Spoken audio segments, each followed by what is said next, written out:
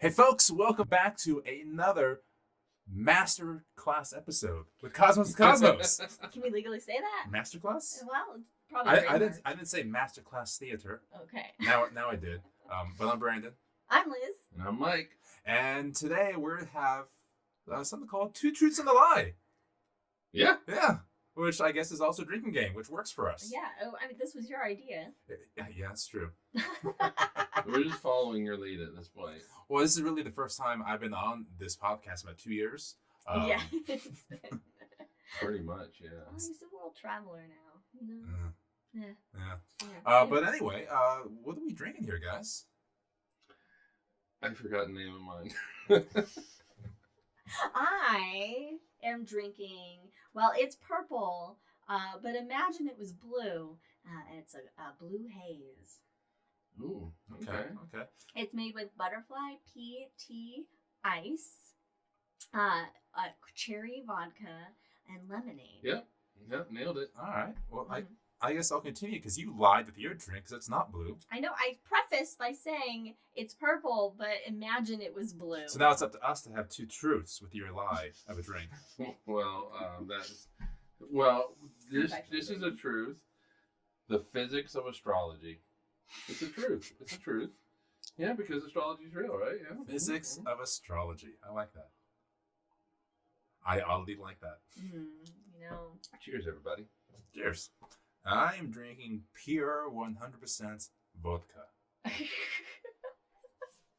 Because I have an early morning flight and I gotta be nice and ready for it. So it's definitely not water. Not Don't water think at of all. that. Not water at all. Anyway, let's promote our Anyway, socials. here Promote we our go. socials. Follow us on the Twitter at Drinking Cosmos, Instagram Cosmos with Cosmos, and of course you can find us on your iTunes, your Spotify's, wherever it is you find these podcasts. Give it a listen, give it a rating because we like people most of the time. Yeah. And that helps us get more people. Yeah. So that way I can speak to my people. There you go. All right. Of course we have some rules. Thank you, Liz. I'm hosting, but she's I'm guiding. just refreshing your memory, you know? She's like the person on top of the Titanic looking out for the iceberg, but like takes a nap right when the iceberg comes. And I'm like, well, I'm just gonna keep going anyway. We got some rules. Yes. Anytime we hear a puppy bark, that is a drink. Yes. Which may happen today. May There's a happen. possibility of it. Any Lord of the Rings reference, take a drink. And of course, any Star Wars reference, take a drink. I guess for this episode, if we guess incorrectly what the truth or lie is, take a drink. Okay. Oh, shit. The incorrect guessers. The incorrect guessers, yes. Oh, okay. All right, so with that, let's get into two truths and a lie. Each of us will present 3 facts, 2 of which are real, 1 is false, and it's up to the other 2 to decide which is the lie. And then we'll talk about those. And then we'll talk about the cool things, yeah. Yeah, okay.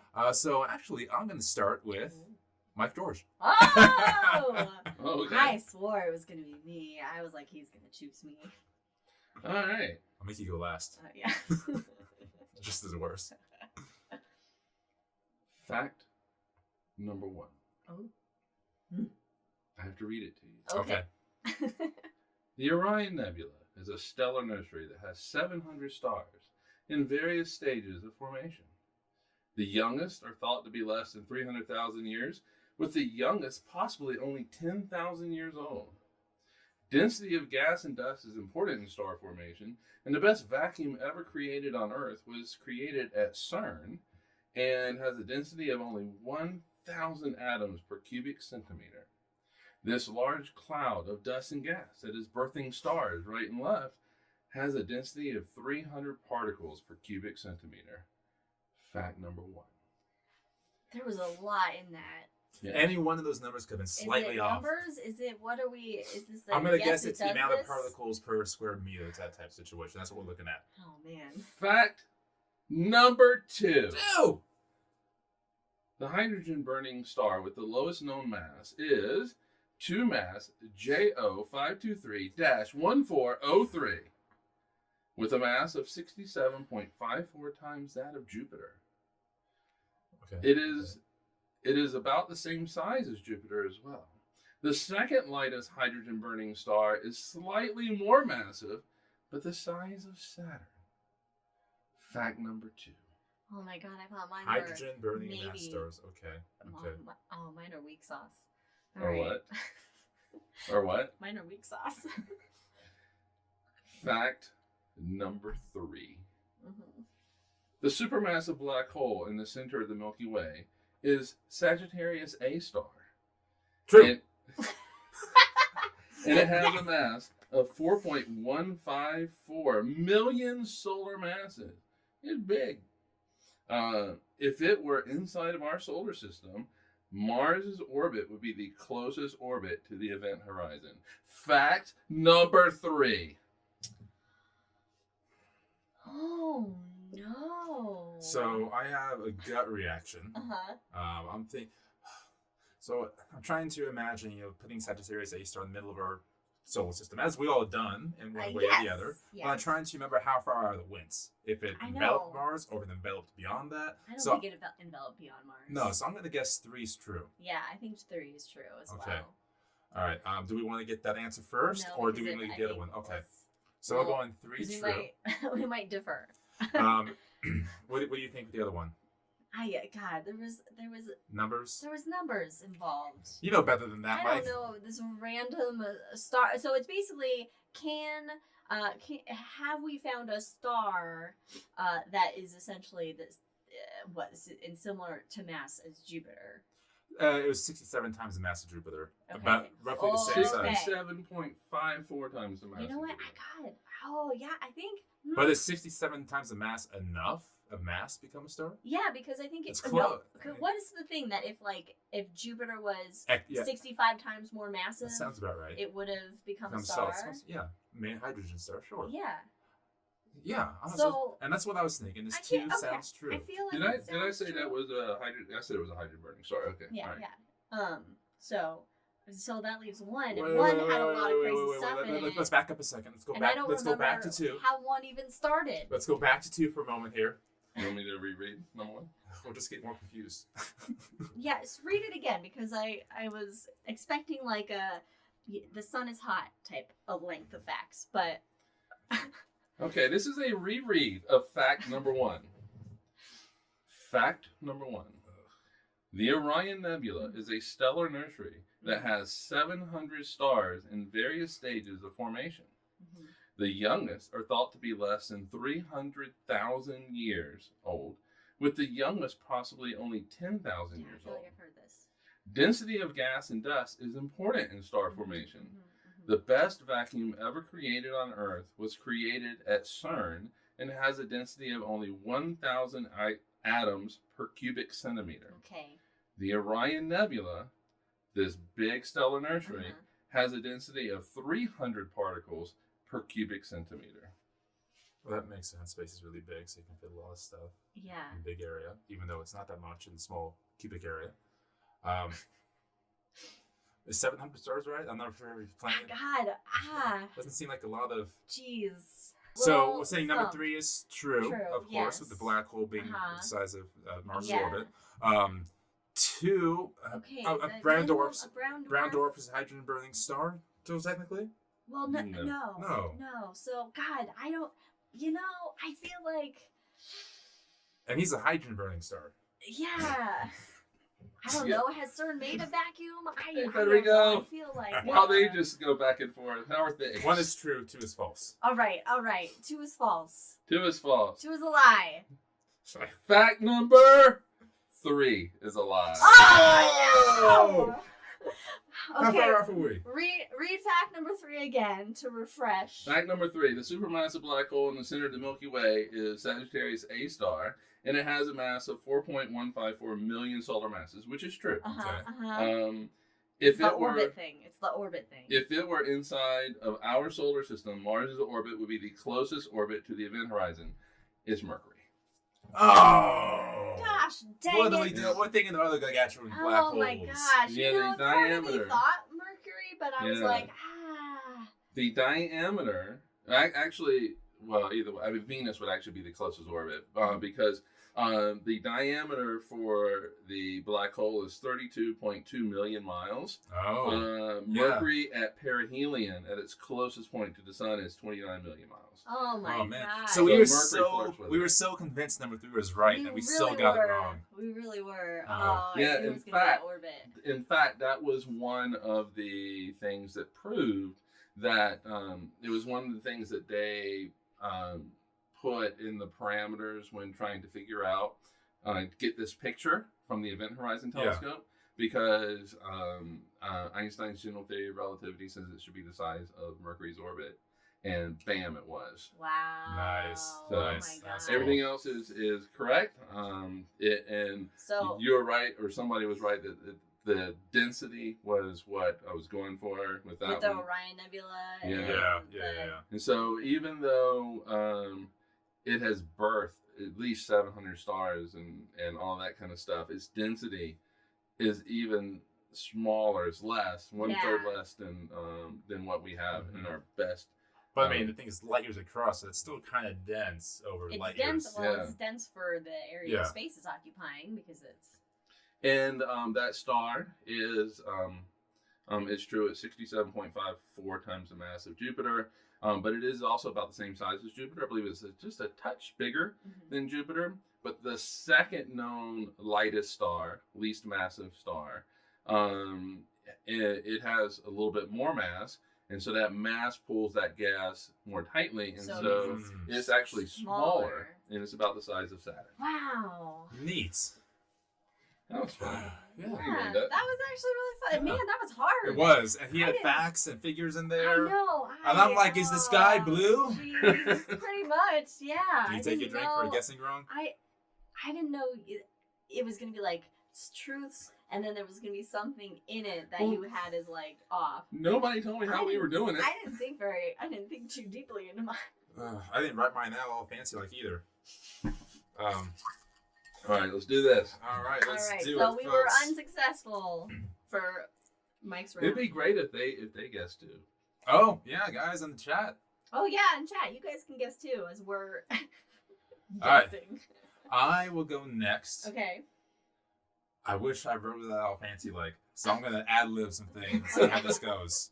All right. All right, I'm trying to lean forward. Two truths and a lie. Truths and a lie. Brandon's turn. Fact number 1. Okay. On the voyage to the moon, aboard one of the Apollo missions, an astronaut took with him an unlicensed test that NASA did not know about. While the other 2 Apollo astronauts were asleep, he took out a deck of cards with 5 cards to them. There's like a triangle, a squiggly line, a star, a square, and another shape, a circle. And when the other 2 were asleep, he took out his radio and talked to mission control to 2 colleagues, friends, again, unaffiliated with NASA, and took an ESP test to see whether or not he had psychic abilities on the way to the moon. An astronaut did this? That's fun. That's fun. That's actually fun. All right. All right. If they didn't do this, they should have done it. All right. I don't think they... Okay, move on to the next one before we start deliberating our thoughts. Fact number 2. The year 1054, of course, had one of the great supernovae in our time, which developed into the Crab Nebula as we know it today. However, in 1054, of course, is written down by Asian astronomers. We know all about that, but not so much in Europe. So recently, there was a study shown, possibly, that a coin from Constantinople within the last 6 months of the year 1054 showed a new star in the sky on that coin, which is proof that European astronomers saw it and marked it down in the coins. Okay. All right. And then fact number 3.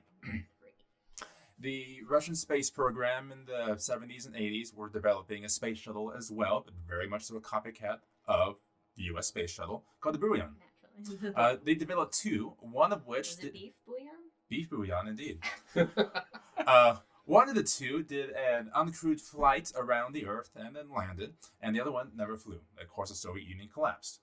So these 2 Buran space shuttles were put in the hangars, never to fly again. One of which was destroyed in 2002 when the roof caved in and destroyed it. Okay. And the other one is in Kazakhstan in the Baikonur states. However, through dealings and wheelings and dealings through the decades, it is now owned by a Kazakhstan native who will trade the Russian Burian shuttle back to Russia only for the skull of Kazakhstan's last Khan. Oh my God! Wow. Khan!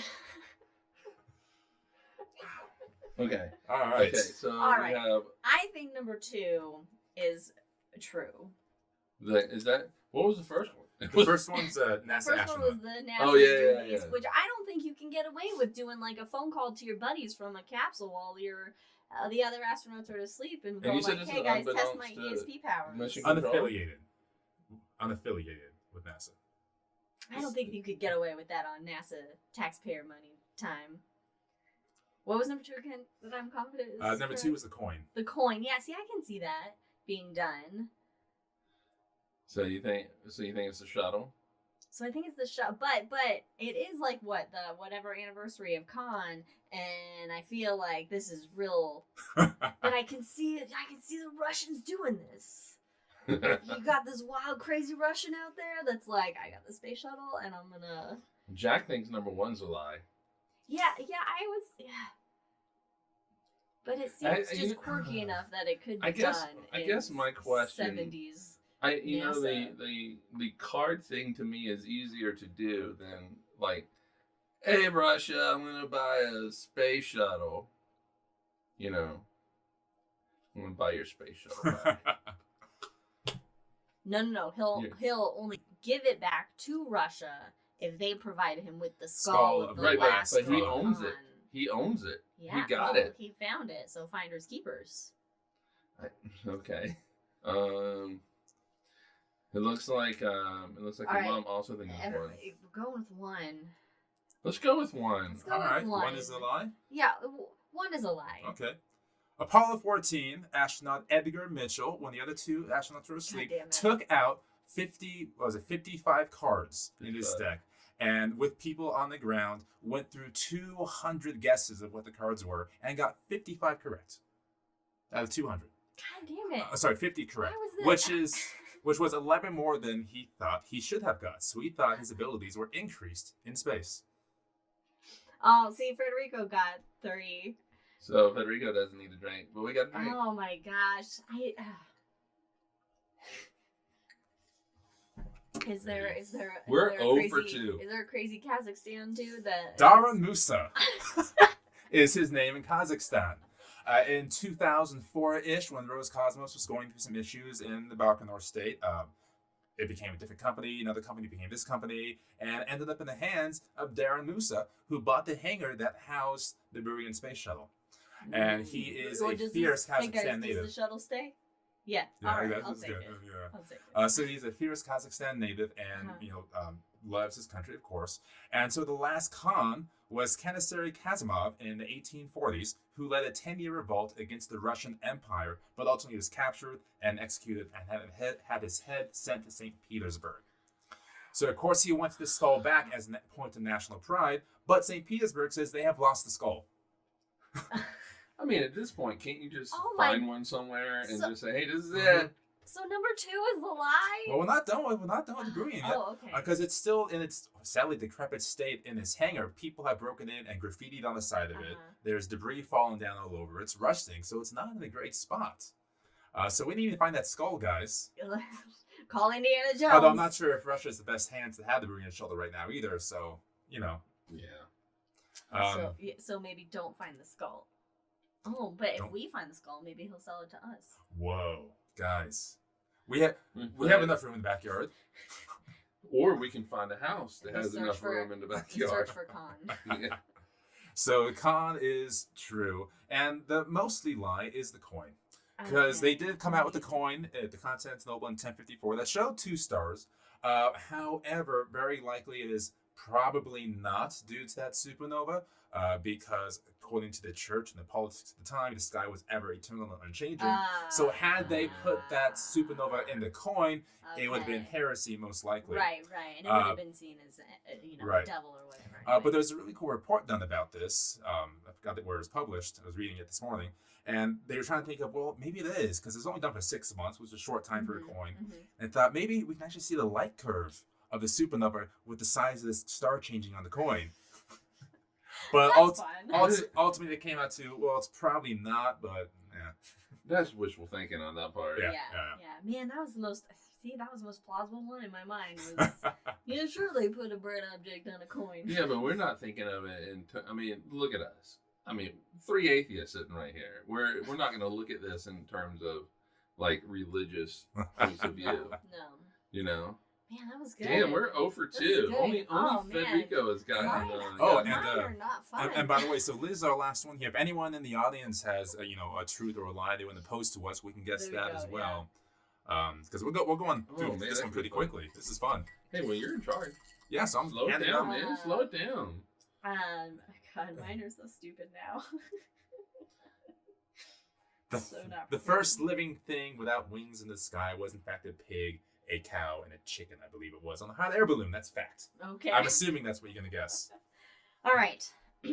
Well, I have 2 more. Okay, that's true, yeah. Oh, you have... Oh, that's right. You have I have other things I can say, too. You have backups. Yeah, we just have fun little things we can do. All right. 2 truths and a lie. 2 truths and a lie. 2 truths and a lie. Number 1. Fact number 1. Neptune's surface gravity is almost the same as Earth's. Okay. And there are chipmunks. Number 2. Neptune is a darker blue than Uranus because it has more methane in its atmosphere. Okay. Number 3. Some short facts. Hobbit facts. It rains diamonds. Take a drink. Oh, damn it. Oh, yeah. That's Think about that. Lord of the Rings reference. Take a drink for anybody new joining us. All right, number 3. It rains diamonds on Uranus and Neptune. I stuck with a theme. Okay. Any initial thoughts, Mike? I think number 2 is right. Okay, I think 1 is right.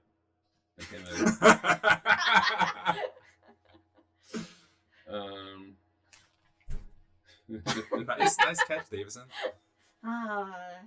Typical Davison. All right, so 1 was the gravity's about the same on Earth as is on Neptune. Yeah, I can see that. With the size. Yeah. And Neptune is a darker blue. Then number 3 rains diamonds deep in Jupiter. I think 7 as well, but I don't know about Neptune and Uranus. Did you?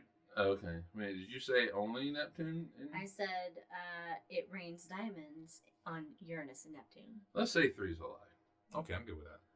3. All right. So you say number 3, Neptune's surface gravity is almost the same as Earth's. Is true. Whew! Thank God. It's true. You said it was a lie. No, I said that was true. Okay. Yeah, we said 1 and 2 are true. 3 is a lie. 3 is true. 3 is not true. a lie. Wait, what was 3? 3 is true. The diamonds. Neptune's number Neptunes. 3 is the diamonds. Yeah. Oh, I had them all out of order. Oh my God! All right. Anyway. Okay. All right. It rains diamonds on Uranus and Neptune. You're saying that is a lie. Yes. It is true. Oh, fun. Federico's got it. Nice. Yep. So not much is known about the interiors of Uranus and Neptune, right? Because we've only had Voyager 2 We have to go dig past deeper them. to Uranus. Yes. So basically what scientists will do is they'll use the known data and lab experiments to kind of try and simulate like what the inner atmosphere is like. And so as we know with all the gas giants, that even though these are known as ice giants because they have a lot of water, ammonia, and methane gases in them, right? Well, as you go down deeper, things get hotter, things get more dense and compact, and so get my nose back up. The innermost mantles are about 12,000 degrees Fahrenheit, with pressures about 6 million times that of Earth. And the outermost layer of the mantle is about 3,000 degrees Fahrenheit, and only about 20,000 times the pressure of Earth. And so with methane, it'll break apart, releasing carbons that then will form into crystalline chains. And then as it rains down more towards the inner mantle, then that vaporizes, goes back up, and the process starts again. So you essentially get the raining of diamonons. Nice. Okay, that's cool. Yeah, I talked out of that one. Sorry.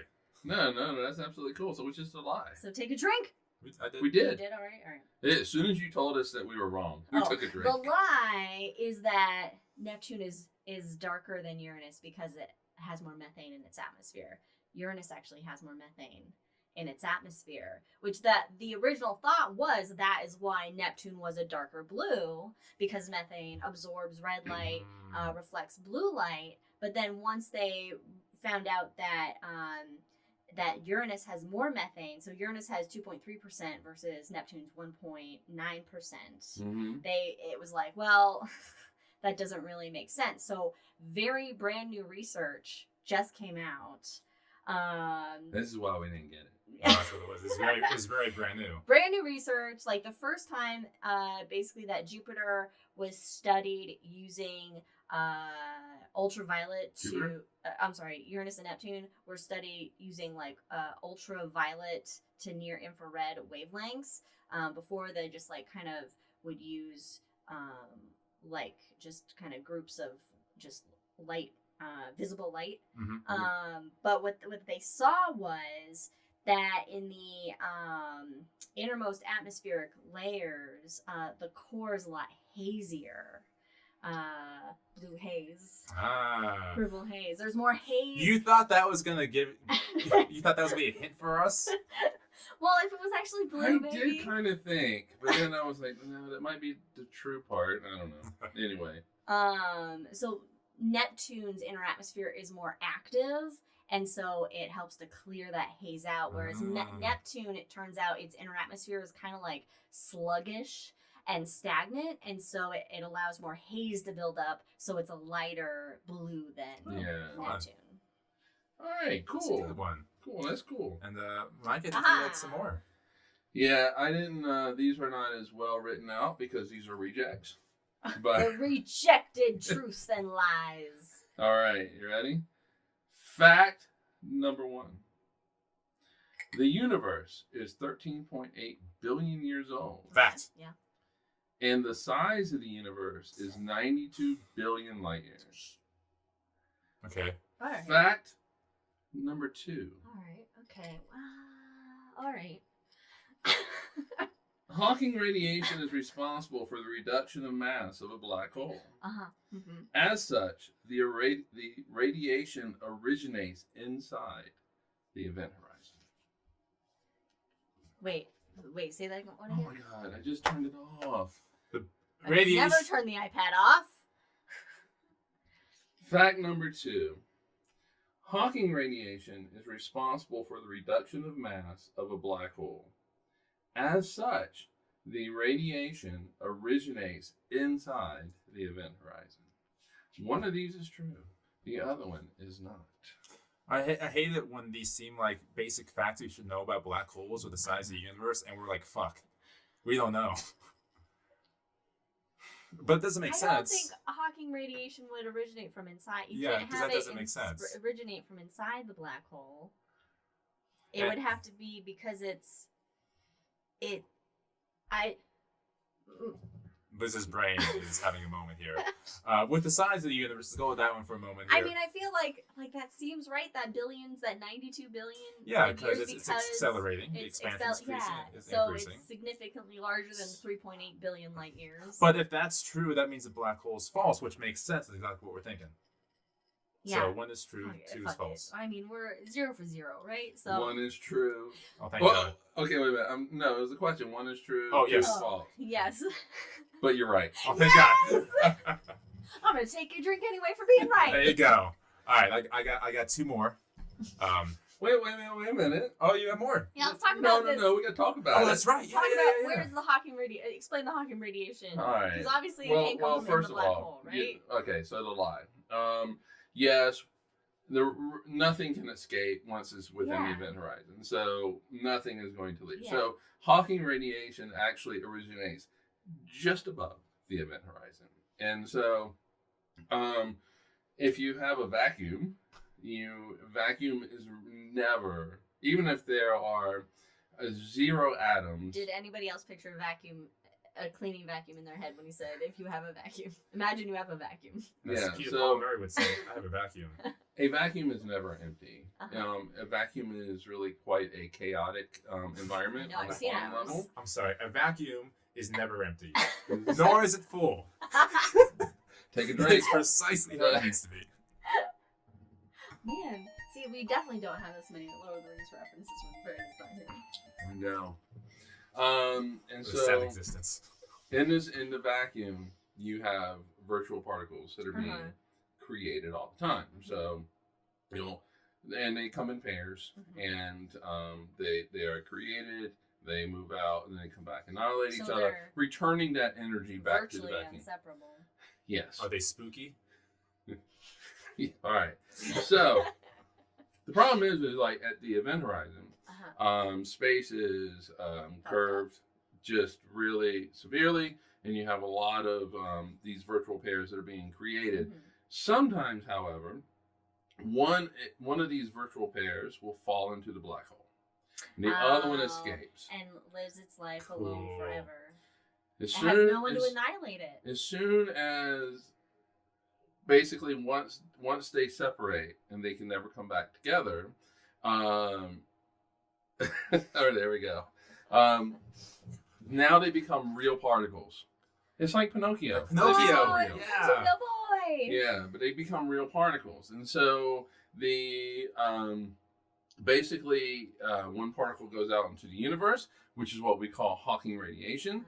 But the other particle, when it falls onto the black hole, actually reduces its mass a little bit. Because you have to have conservation of mass. You can't just so it the reduces. black hole basically lost a little bit.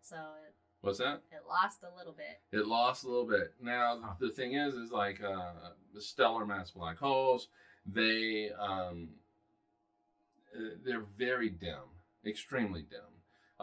And so black holes, man. The amount of radiation these black holes emit is inversely proportional to the mass. So the smaller the mass, more radiation.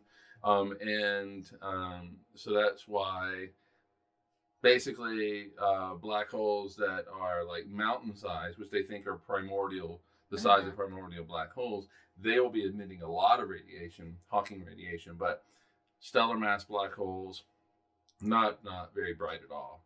Like many times less than just a light bulb. That's how dim they are. And of course, these supermassive black holes are even dimmer.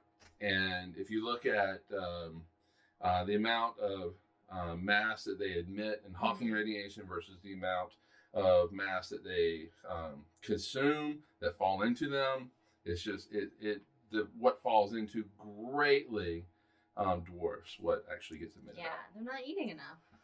They're not getting full enough. They're just wasting away. Well, they're not. Their diet is not as effective. No, that's true. And so, stellar mass black holes, they basically need nothing to fall in them for like trillions of years for them to actually evaporate. Wow. Poof. Bring a book. Yeah. But yeah, the universe is 92 billion miles across. Give or take. Okay, yeah. I was like, it seems like it was 92 billion. Now it's a little more since the last time he said that. Well, now it's a little bit more since you just said that. Because you're wrong. Because now it's a little more. Now you just can't keep up with the expansion of the universe. So when like we watched this thing today, about what is it? The universe? Yeah. With Just Brian in general, Cox. yeah, universe. Yeah, The Big Bang. but- It was focused Time on the before the Big Big Bang, Bang. Yeah, it was about the Big Bang, but in it they were talking about in the Hubble Deep Field found this galaxy that was 13.4 billion light years away. Mm-hmm. But that's where it was 13.4 billion years ago. The universe has expanded since then and has greatly expanded. So about 92 billion light years across. Though some people think it's actually much larger than that, and like 250 billion light years across. Which you do get to a point where you're just beyond the light horizon. So space is moving faster than light, and that light just never reaches you. The light horizon. I love the idea that in X amount of billions of years, all the galaxies will have rushed away from us, or space will expand between us to where we no longer see galaxies beyond our own. Yeah, but that's full circle though. Yeah, it's so full circle because just 100 years ago, right? It was a great debate. Oh yeah. Is the Milky Way the only galaxy? Or are there island galaxies? Yeah, or are there other island galaxies? Well, Hubble, settled that debate. They were both correct. But anyway, but at the end of all things. Oh my gosh! It's just a free for all. Were you waiting for me to say that? I was getting there. Yeah. All right. So at the end of all things, don't take another drink. But at the end of it all, the Milky Way is going to be alone. Oh. Now, are there going to be any stars? Wow. We won't be truly alone because we'll always have Andromeda as a part of us. But It'll be part of us. Yeah. It'll be and if there are weird life forms at that point, they'll have the same debate and say, well, there's no evidence that proves that other galaxies out there, so we are all there is. Yeah. So the debate will be right and wrong at the same time. But then like also, Schrödinger. Also, the stars are going to fade away one at a time, and then eventually there'll be one star. Oh no! With one planet going around it with aliens thinking they're alone. You know what that's called? Magnificent desolation. Nicely done. Nicely done. Can you imagine though that your entire universe is just the star and your planet and any other planets that might be going around it, and that's all you think there is? Meanwhile, there are all these. Have you met the far right? Okay, let me finish. But meanwhile, there are just trillions and trillions and trillions of burnt out stellar, embers that are out there that you can't see, and that sure, this star is going around the center of something, but you can't really tell it because you can't see those other things, and you really think that you're alone in the universe, much like the right seems to think here in the U.S. There's no other life out there. I love that. Not the right thing, but everything burnt out and you're the last one left. And love it. All right. You had some? Yeah, I got three really quick. They're not exactly on Mike's standard here. Let's do three and then. I'm sorry, but I was trying to reach your standards. We don't have standards. Neptune is blue. True or false? Yeah, but were you kind of mad when I said the sky is blue? I was like, oh damn it. This was like the shot where we don't actually talk to each other That's about true. what our things are. So I'm trying to guess as to what they're going to do, and I actually wrote a couple of other ones just in case. All right, so let's do three more really quick. Yeah. Unless the audience has any cool fact they want to throw out If that you may or do, may not type be it true. in, and then we'll All right. get to it. Fact number one. If two metals of the same kind come in contact with each other in space, they are fused together. So, like, let's call it like a metal here on Earth. They just Are these Earth metals or these astronomy metals? Is anything over helium is a metal? okay. Yeah, so we'll go with astronomy metals, sure. So, just metals. Sorry. Okay. Right. You got very So excited. like about an that. iron bar and an iron bar. Yes, that are already Okay. in space. Yes. No, they don't. I would say that's. All right. Well, you got two more. You got two more. Yeah, Fact number two.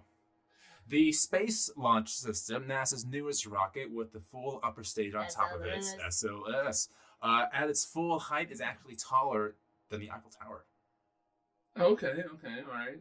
I actually can kind of see that, but I don't know. I couldn't even see the Eiffel Tower when I flew in Paris one time, so I don't know.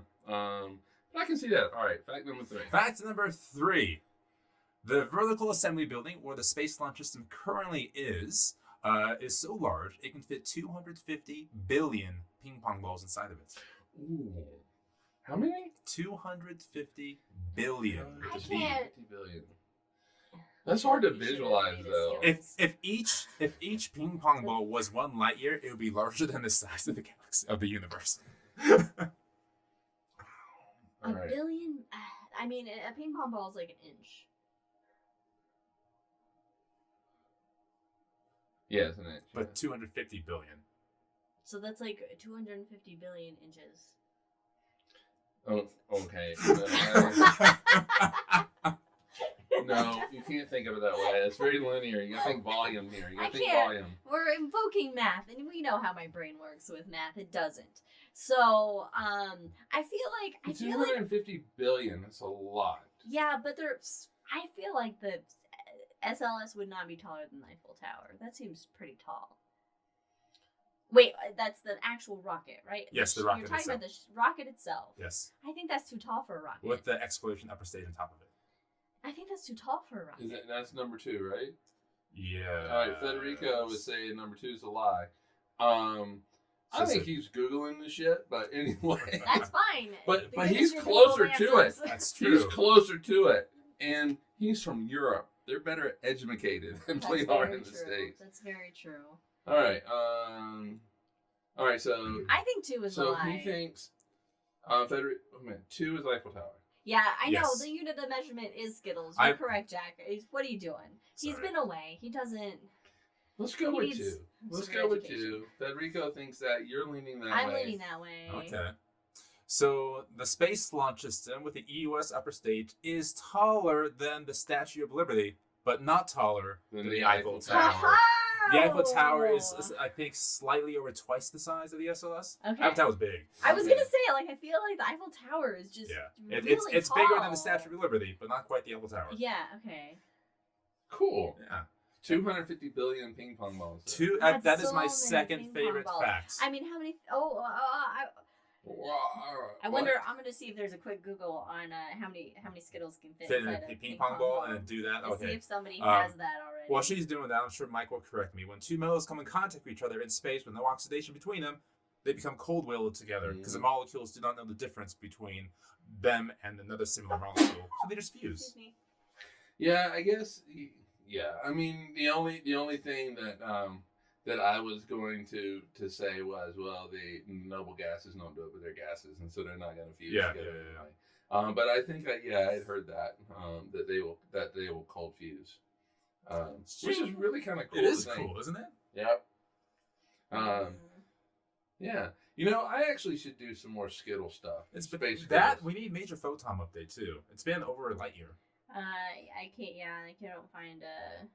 Okay, really quick. So this will be the last fact, unless somebody on the chat comes along. We're gonna do a quick live conversion. My mom read a fun fact, so this is gonna be true because she's already saying she read it. The new exoplanet that was just discovered rains lava every night. Okay. So much for the floor is lava. The sky is lava as well. Yeah, that's. Yeah, so during the daytime. Yeah, I wonder how do you rain lava though?